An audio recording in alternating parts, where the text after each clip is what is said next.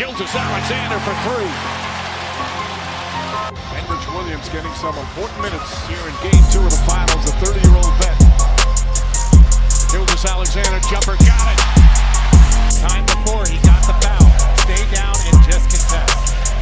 Gilgeous-Alexander off the bounce, gets inside, double clutch, counted at a foul. Chance for a three-point play. He's the one I talked to him about it. He's the one that says, yeah, that's difficult. Gilgeous-Alexander inside, bangs it home. We've got a thunder avalanche here in game 2. SGA on the drive, goes right at Siakam. And gets it off the glass. Beautiful move from Gilgeous-Alexander, who's got 15. Neesmith on SGA, trying to get rid of him. Pulls up, jumper's good.